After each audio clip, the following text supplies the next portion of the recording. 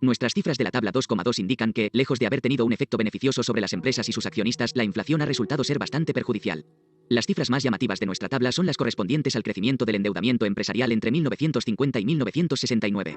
Es sorprendente la poca atención que han prestado los economistas y el mercado de valores a esta evolución. El endeudamiento de las empresas se ha ampliado multiplicándose casi por 5, mientras que sus beneficios antes de impuestos se han multiplicado por poco más de 2. Con el incremento de los tipos de interés durante ese periodo, es evidente que el endeudamiento agregado de las empresas en la actualidad constituye un factor económico negativo de cierta magnitud y es un verdadero problema para muchas empresas individuales. Se debe tener en cuenta que en 1950 los beneficios netos después de intereses y antes de impuestos eran aproximadamente del 30% del endeudamiento empresarial, mientras que en 1969 eran de únicamente el 13,2% del endeudamiento. La relación correspondiente a 1970 debe haber sido incluso menos satisfactoria. En resumen, parece que una parte significativa del 11% que obtienen las acciones empresariales en conjunto se logra mediante el uso de una gran cantidad de nuevo endeudamiento que cuesta el 4% o menos después de las deducciones fiscales. Si nuestras empresas hubiesen mantenido la relación de endeudamiento del año 1950, su tasa de beneficios sobre el capital social se habría reducido aún más, a pesar de la inflación. Tabla 2,2. Deuda, beneficios y beneficios sobre el capital de las empresas 1950-1969. A beneficios del índice industrial S&P divididos entre el valor contable medio por año. B. Cifras correspondientes a 1950 y 1955 de Kotel y Whitman, las de 1960 a 1969 de Fortune. El mercado de valores ha considerado que las empresas concesionarias de servicios y suministros públicos han sido una de las principales víctimas de la inflación, al estar atrapadas entre el gran incremento del coste de los recursos ajenos y la dificultad de elevar las tarifas que se cobran y que vienen determinadas por un proceso reglamentario.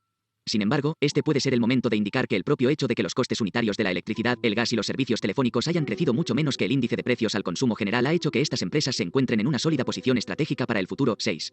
Por ministerio de la ley tienen derecho a cobrar unas tarifas que sean suficientes para obtener un rendimiento adecuado para su capital invertido, y probablemente esto protegerá a sus accionistas en el futuro de la misma forma que lo ha hecho durante los periodos inflacionarios del pasado.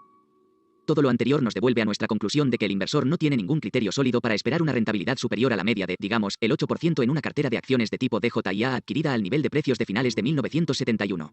No obstante, ni siquiera el hecho de que estas expectativas resultasen estar minusvaloradas de manera substancial demostraría la sensatez de un programa de inversión compuesto exclusivamente por acciones. Si el futuro tiene algo garantizado es que los beneficios y el valor de mercado anual medio de una cartera de valores no crecerá a un tipo uniforme del 4% ni de ninguna otra cifra. En las memorables palabras de JP Morgan, fluctuarán. 7. Esto significa, en primer lugar, que el comprador de acciones a los precios actuales o a los precios del futuro correrá un riesgo real de sufrir resultados insatisfactorios durante un periodo de varios años. Fueron necesarios 25 años para que General Electric y el propio DJIA recuperarse el terreno perdido en la debacle de 1929-1932. Además, si el inversor concentra su cartera en acciones, es muy probable que se deje llevar por los arrebatadores incrementos o por los deprimentes declives. Esto resulta especialmente cierto si su razonamiento le lleva a expectativas de inflación adicional. Porque en ese caso, si se produce otra fase alcista en el mercado, tomará la gran subida del mercado no como una señal de peligro de una inevitable caída, ni como una oportunidad de comprar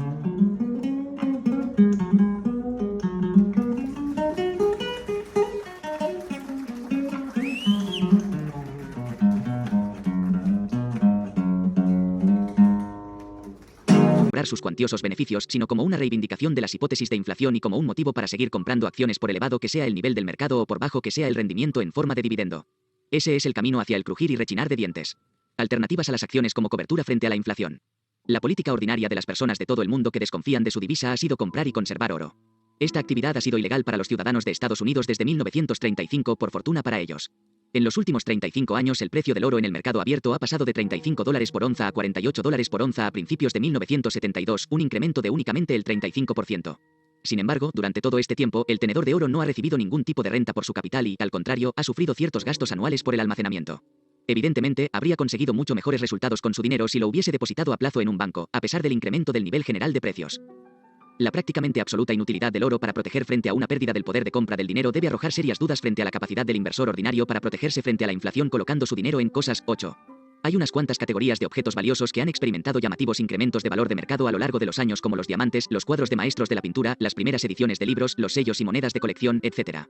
Sin embargo, en muchos, si no en la mayoría, de estos casos parece haber un elemento de artificialidad o desequilibrio o incluso irrealidad en los precios ofrecidos. De una u otra forma, es difícil aceptar que pagar $67.500 por $1 de plata de Estados Unidos fechado en 1804, que ni siquiera fue acuñado en ese año, es una operación de inversión. 9. Reconocemos que esta cuestión no es una de nuestras especialidades. Muy pocos de nuestros lectores podrán actuar con seguridad y facilidad en este terreno. La propiedad directa de bienes inmuebles ha sido considerada tradicionalmente como un sensato programa de inversión a largo plazo que aporta una importante protección frente a la inflación. Por desgracia, los valores de los bienes inmuebles también están sujetos a grandes fluctuaciones. Se pueden cometer graves errores en la ubicación, precio pagado, etc. La actuación de los vendedores puede estar plagada de ardides y trampas.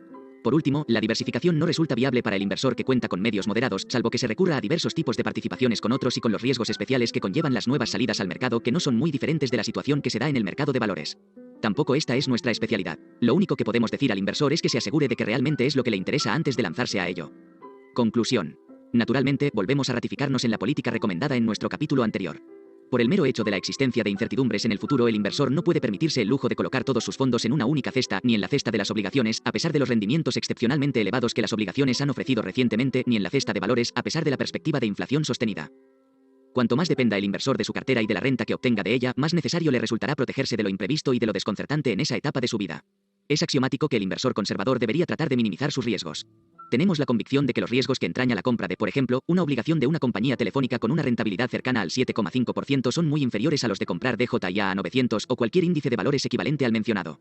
Sin embargo, la posibilidad de inflación a gran escala sigue existiendo y el inversor debe disponer de algún tipo de seguro frente a ella.